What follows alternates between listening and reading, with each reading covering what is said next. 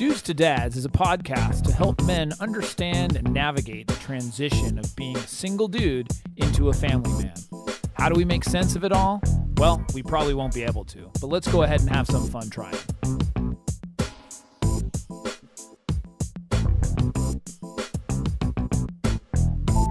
And we are back. We're back. I'm Jason Kreidman. I'm Alan Bush. And this is Dudes to Dads. You know, I'm going to adjust my chair seat while I'm on the air. Okay, great. I just How's it going? realized that I had adjusted it too low, and then we were like, 1, 2, 3, go. And it's one of those things. This is the behind the scenes of the podcast. Behind the scenes, in front of the senes today. Well, and we're also videotaping too. Right. So that'll hopefully be available 2019.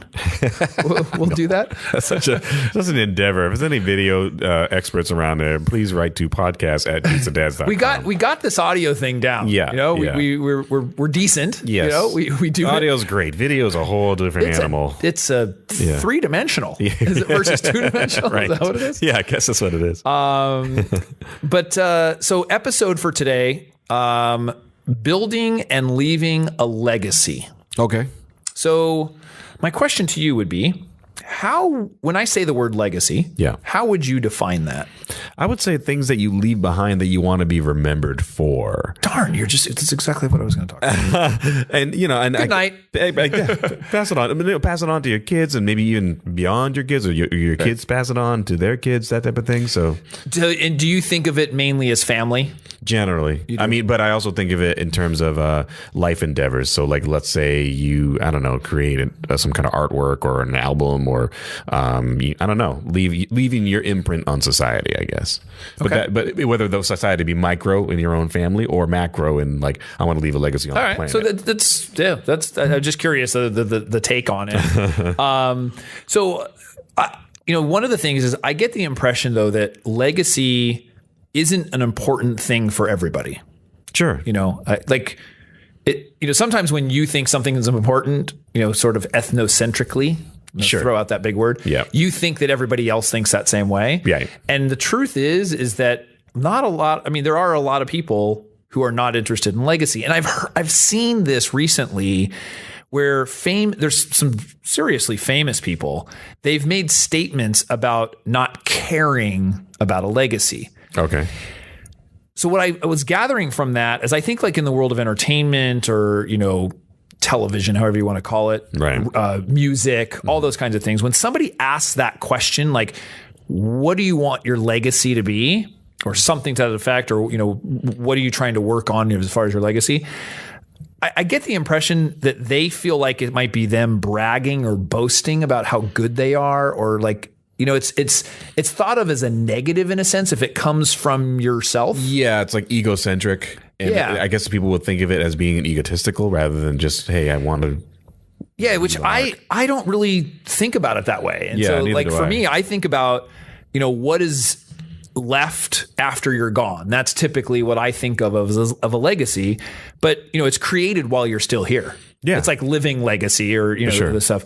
And I think there's multiple facets to it. So, there's the legacy that I have as a father, like you said, the family, from a family standpoint, as me as a father, what is the legacy to my children that I want to convey and pass on so that not only, it's in their memory, but it can go on for generations of saying, well, Jason was this, or Jason did this, or right. Jason, this is who he was, and this is how he affected me. And then there's the legacy, like you said, in total, or in, as a person in total. And I think some people define their legacy by what they accomplish in business. Mm-hmm. There's accomplish what they might have an impact in society. Yep. Like you said, it could be music, the arts, charity, whatever it is affecting people. Right. For me, I think legacy really came into the fold or came into my life when my mother passed away. Mm-hmm. And that's something, it's 5 years ago, actually, recently was her birthday. And it was 5 years ago where I realized when she passed, I was kind of, we were going through materials and books and things that she had and all this, realizing how much of an impact that she made, not only on her family, because we kind of already knew that. Yeah. But, she was fairly famous in her world of being an author and seminar speaker and doing that. And the amount of people that she impacted. Yeah. And so I think for me, and I don't know what maybe the triggers could be for other people, but I started to like think about, especially the work that I was doing, as a profession, and saying, am I affecting other people in a positive way? And the truth is like, I was helping people make money. I'm doing internet marketing. Right. I still do internet marketing. Yeah, for sure. But I didn't feel like there was a social impact, or that I was, quote, feeling good inside about what I was doing. I enjoy it. Right. I enjoy doing it. I enjoy working with clients. There's energy that I get from it, and the knowledge and all that. But that part of your heart, as well as what am I leaving here? Right. If I'm, in years, what am I showing my kids? What am I doing? There really wasn't much there. Yeah. And that's really what started Dudes to Dads. Yes. I wanted to answer some of my own questions, but I really thought, if I could, if I'm going through this, there's going to be other people going through this. I've got to be able to reach out and possibly help other people. For sure. And so in a sense, there's a little bit of not call it selfishness, but that I felt like I wanted to make an impact, which isn't selfish. That's, but no. At the same time, I knew that would make me feel better. Yeah, it's kind of it's an egoism, and I use it like enlightened egoism. You want to make it, it makes you feel better to help others. Yeah, and because nothing's altruistic. I don't care what people say. For the most part, you generally come from a stem. I'm 100% not into this at all. No, and I'm going to get. And there are studies, which I've studied happiness in an attempt to be more happy. Right. That say that obviously one of the major factors of happiness is helping others. Yeah. It just is. And I totally understand where that's true, because there are times, especially like after we have the meetups, I get feedback from the podcast, whatever it is, it feels so good. Yeah. There was actually a recent review where somebody said like it really had a positive impact on their life. And I was like, that felt so good, for sure, to do that. And because I knew that it had a positive impact on somebody. Right. So for me, that was really the start where I started to think about it more. I'd say that I had never thought about it. Having children, you start to think about that, where it's like, okay, well, what do I want my kids to think of me later in life or when I'm gone? But it became more than that when that happened to me in my personal life. Sure. And so basically thinking, can I make this place better than when I leave than when I found, when I started? I guess, that's the way, for sure. the way to put it. For sure. So I got these from Jim Rohn, who is a very well-known personal development guru. He's been around for years, very successful. Had these 9 principles for a successful life and a lasting legacy. Okay. And I thought that was very interesting. So as a dad, we can apply these to being a dad pretty easily. Yeah. That, what is the legacy you want to have? And you're going to want to define that. We did actually did an exercise in our meetup group where we would define what it is we want as our legacy, and what do we want, when we're gone, what do we want people to remember us as, or our children, our family, and that kind of thing. So the first one is life is best lived in service to others. So that's exactly what we were talking about. Yeah. Family, coworkers, friends. You don't need to neglect yourself in the meantime, but you definitely should put a lot of service towards helping other people. Yeah. And as I said, experts have said that you will be more happy by helping other people. Yeah. It's that unselfishness, if you will. Yeah. That makes community. Makes you happy. The second element, consider others' interests as important as your own. Okay. So a lot of people will look out for themselves in situations, and that can be at work. It can be at play. It can be, in relationships, whatever it is, of always really looking out for themselves, because it's like, hey, well, if I'm not happy, nobody else is going to be happy, but looking out for others is really more important. Sure. Kind of goes along with the service aspect. It ties into that first one. Yeah. People are doing things because there's something positive in it for them. I've been watching a lot of Gary Vaynerchuk, his videos, great marketing entrepreneur guru. Yeah, right. He's got some excellent material. And one of the major themes he has is giving and putting out more than you're receiving. It's just, with the idea of whether it's information, love, whatever it is. Yeah. You're putting out more than you're expecting in return. Yes. And that is I love that about it. Yeah, for sure. And it's a good way to say it because it's like even socially, and like you said, giving out love or giving out more understanding than you're expecting it back, because then your expectations are lower. And then if you get it back in the same manner, it's even better. Right. But at least you're getting, all right, well, I'm not going to expect this back, but I want to give it. Do you remember we had a discussion because I went to a weekend course and I said it's the difference of was it fishing versus feeding the fish? Right. It was, when you're fishing, you're actually, trying to get something on the other end and you're doing it for a reason. Right. Versus when you're feeding the fish, you're just doing it. Yeah. You're just doing it because you want to do it. Yeah. And that was an analogy that worked really well for me of just try to remember to feed the fish. Right. Exactly. Instead of going fishing. Love your neighbor, even if you don't like them. That's an interesting one. Yeah, I have that with attitude towards a lot of people that are in your life that you're going to have to deal with. Like you said, your neighbor, coworkers, whatever those things are, you got to really care about them as people. And even if you don't like them, right? Then it'll change your opinion about whether or not you like them in a certain manner, because then you can kind of back off and be like, well, that's you, and I'm going to go over here now. Yeah. So here's what he said: liking people has to do with emotions. Loving people has to do with actions. So that was cool. I'm not going to hit my neighbor over the head with a hammer.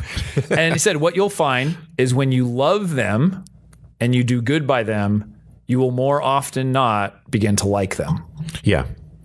And vice versa. And understand them. Because if they're like kind of irritable and jerky, and then you're kind of like, look, I'm just going to be cool with this person, they kind of make you the exception to their normal world. Right. I had that more often than not, where someone might be grumpy or weird or kind of strange, and because I treated them more or less with kindness or at least courtesy and was friendly and smiled a lot, their opinions of their immediate world kind of changed. I always hear I had a neighbor when I was living with my ex-roommate, and she was known to be kind of, this old lady, she just didn't have a kind of, grumpy a little bit. Right. She loved me.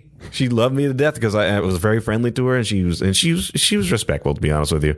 And I'd go over and fix her printer, and then she'd give me treats or whatever it was, and it was like a little surrogate grandma almost, And I think she just treated me as the exception. She's like, well, this guy's really nice and cool, and I'm not going to be grumpy towards him. Interesting. So I just didn't. My opinion did not form based off of other people's opinions or even her attitude. It was like, hey, you're you. You're doing you. Yeah. You be you. That's you. Okay. Right. And I'll just be me. Regardless of how somebody else is acting, you're going to be your. I'm not going to wait for you to be nice to me. I'm just going to be nice. Right. And then if you like it, cool. If not, that's cool. I mean, that's something amazing to teach your kids. You know, it's like, you're going to act on and be and the way that you are.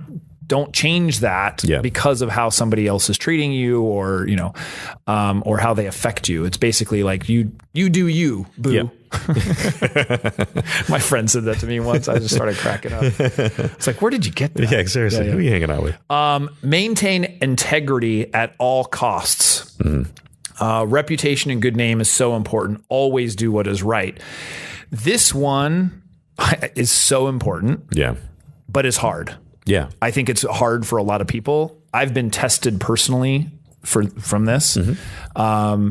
And felt like, I did come out on the positive side of it, sure, but it wasn't easy. Right. There have been situations in my life where, tempted with something or something comes your way and your integrity, you have to make that decision of like, am I doing this or that? And what's that going to be? Luckily, and I think just because of whether it's the way you're raised, whether it's your faith, whatever it is, you hopefully are on that path to be able to do that. Yeah. At the same time, it's a lot of pressure. It is. It's a lot of pressure to always make the right decision or the integrity Sometimes decision. There is no right decision. There may be a two. Well, the decision with integrity. Right. Yeah, exactly. And, or even, sometimes more choice is worse than having no choice. And, and sometimes you have to make these decisions based off of what your background is, what you think should be the right decision.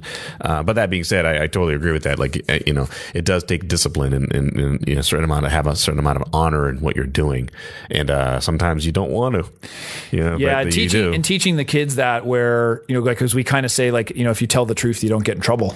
Exactly. Like, or it's just, you don't have to cover it up. Yeah. You're going to be better to tell the truth and, you know, being honest and that kind of stuff. And, that's something you're going to have to hammer, you know, over and over and over. At the same time, you know, if you say something like that, you've got to stick by your word. Like if your child tells you and comes to you with something that they did or something that happened, you can't get angry with them because then they're not going to tell you next time. Like that's the reality. And you see that all the time where, you know, a child or even teenager will come to the parent and say, listen, here's what I did. Or this was what happened, or this wasn't very good. And you'll see a parent get pissed off, or you'll see the parent, you know, get upset with them. All that's going to do is force that child to not come to you next time. Like you're teaching the child what not to do. Instead of reinforcing and saying, thank you so much for telling me. You know, like that was really, really important. And, you know, I appreciate that. You know, cause you're going to cause them to go in the wrong direction. And that's not good. You must risk in order to gain. So essentially, you know, I mean, this goes with a lot of things, but typically the higher the risk, the higher the gain, whether that's love, financial, you know, you can think of all kinds of examples with that, you know, there's risk in all of those things, you know, financial risk, of course, where, you know, you say the riskier the investment, the potential for higher return is. Like I said, potential, you know, it doesn't necessarily mean that you're going to. There's some calculated risk, you know? Exactly. Educated guesses, you know. But you do have to take those risks. And that can be something as simple. I think they gave an example of like, you know, when you were single as a man and you took the risk of going and asking somebody out on a date. You know, you're not going to get that date just sitting in your house. Like you're going to have to risk that rejection. You're going to have to risk feeling stupid. You're going to have to, you know, whatever it is. So, you know, that's something you're not going to get what you need. And it's the same thing in business or in other parts of your life. If you want to become something or do something, you're going to have to put it on the line. You know, and those are the people who persevere and make it, you know, like whether it's an actor, singer, a business person, entrepreneur, whatever, you've got to take those risks in order to do it. I listen to a lot of comedy podcasts and comedians that do them. Actually, they're not technically, they are comedy, but, and you know, all of them have stories about bombing. The first few times that they did, because they all bombed. They all were terrible when they first started, but they kept at it. They improved in what they thought they were funny. And then sometimes it doesn't work. They just take those risks and they just get used to it. Totally. You reap what you sow. What you give is what you get. That's essentially what it means. So if you give love, you'll receive love. If you give hate, you'll get hate. Kind of, it's the reciprocation of the world and the universe. You put out in the universe what you want. There's a balance. Yin and the yang, is that what that is? Yin and yang. Hard work is never a waste. Hard work will leave a legacy. Give it everything you got. Makes sense. Absolutely. That's pretty straightforward. This one you just covered, but don't give up when you fail. This one's hard. It's really hard because it never feels good to fail at even the smallest things. But you know, how do you get good at something? If you were, you know, good at it, you know, I don't know. If you don't fail, you're not going to be good at it. Well, it's you know, the example, I don't know, it wasn't in this article, but I've heard this example all the time. Is you think about a child and when they learn to walk, you know, they keep falling, but they get up and they learn to walk. It's like, it's just, and they don't think about it. They're not like, you know, they don't fall the first time and go, oh, forget it, I'm not going to walk anymore. I'm just going to keep crawling. No, they really, really want to walk. You know, and it's the same thing. You know, I can even say that here about the podcast. Like our first couple of podcasts, I was like, you know, I went back and listened to them and I'm like, I don't know if this is what I'm cut out to do. Or know? if anyone's going to be interested or whatever those things are. No, totally. It's like, wow, are we really going to do, you know, and nobody was listening. I didn't get any, you know, no downloads. It's like, you know, crickets, you're hearing crickets. It's like, but then you stick with it, you know, and you end up getting a following, you end up getting, you know, much more people interested in it. So for sure. It's that perseverance of, you know, just keep going. And I think also another thing that kind of goes along with this when not giving up is looking at the long term. You know, instead of everybody wants the quick fix is and this isn't even on the list, but I think this is a really important thing of looking at the long term. And so it was funny. I actually had a conversation today with my assistant and we were talking about the progress of Dudes to Dads and some of the other stuff that I'm working on related to this. And I kind of said out loud, I was like, you know, I feel like I'm just not getting enough done. You know, and it's that same thing, that feeling like, wow. And she was the one, I mean, it was very good. She reminded me, she's like, do you realize that like when I first came into your office, you did this, you didn't have this, you didn't have this, you did like, you've done all these things. Yes. And I kind of took a step back. I'm like, wow, I guess I have, you know, like I was kind of, at least I was there. Someone was there to remind me. Yeah. And so I have to drink my own dog food. It's like, you have to think about it long term and go, wow, like if I look back a year, where we were and where we are now, it's a big difference. Yes. You know, for sure. From a content standpoint, from a listener standpoint, all of these things, it's a big difference. And so, you know, and that's part of it is just continually to move forward and not giving up. Right. And then the last one, don't ever stop in your pursuit of a legacy, which essentially is the don't give up when you fail, right? But just keep going and don't ever stop. And there's really, even when you're older, there's really no timetable or, you know, doesn't matter how old you are to establish that legacy. Right, you know? right. So in the same sense of don't wait too long, if you happen to wait long, that's okay. Right. Like, there's no bad timing to get that started. So no matter what happens, it's just basically, you know, what is it that you want to leave behind, you know, to the people that you love, to the people that are in society, and to, you know, anything else that you really want to make an impact with, you know, and do that. So yeah, and I'd love to get input from other people about legacy and, you know, things. What would be really interesting is to email us. What is your legacy that you desire? I think that would be really, really cool. Yeah. And also what that does is it also puts it out in the universe. If you haven't written it down, you're going to want to write that down. Yeah, I totally agree with that. Podcast at dudesadads.com. Right. Yeah. We'd like to hear that. Yeah. Also, Twitter. At Dudes to Dads, and Facebook, Dudes to Dads.com. Yeah. Also, of course, reviews. Reviews on iTunes. Tell us your legacy on the reviews if you want. Yeah, I guess they could do that. Post a little review about their legacy. But I think, the idea of legacy as a father, I think really hits because, you know, it's when you are a dude, you're not really thinking about too many other things other than yourself. Yeah. Unless you are... That's your calling and that's your business or that's something, you know, or charity. You do a lot of philanthropy or whatever it is. Yeah. But I think for the general person, that's probably not their first thought is like, well, what am I leaving here and how am I impacting the world? And now I will say that there are people that do that. And that's part of, you know, let's say the area that they go into, whether it's study or helping people or whatever, or business, you know, like nonprofit organizations and things like that. Yeah. But I think in general, it really does come about when you become a parent and you start looking at, you know, somebody else that's dependent on you and kind of saying, all right, I'm going to make this place a better world for them. Right. You know, and all of a sudden the pressure hits. Yeah, exactly. It's good pressure though. That's one of those pressures that's good. Yeah, absolutely. I enjoy that one. Yeah. So with that, anything else regarding legacy? What do you want your legacy to be? No, I'm not sure, to be honest. You got to think about it. I think I have some things in mind, but I can't, you know, articulate them at this moment. But I do think about that a lot because how, you know, I'm at that age now where I'm like, you know. Well, so you're teaching, you know, you're teaching a lot of the internet marketing stuff that you're doing, you know, and maybe is it related to some of that? You know, it's it is. You're teaching people. Everything I've learned, and I keep saying this to people that are trying to figure out where my career path was. It's like everything I learned up until internet marketing helped me do internet marketing. Now, internet marketing is becoming a piece of what I think ultimately I really want to do. And I think it's an important piece now. It's my career, but it's just a piece. It's not my entire being. Right. Now, like you mentioned, teaching became more of the thing. Now I'm leaving something behind. You're thriving with that. Because because of the feedback that I'm getting from those people, I enjoy that. And it goes back to some of the steps that are there. I'm sharing something, them getting feedback from the sharing it and really leaving things behind rather than going, I help people make money or whatever. It's more about, you know, I'm actually teaching somebody to understand what they need to do. Right. And because I'm fairly animated. Teaching them to fish. Teaching them to fish. Rather than feeding them. Yeah. Well, and then I'm feeding the fish. Right. Oh, so I'm getting the benefit. There's a lot of fishing going on. Yeah, there's all kinds of fish.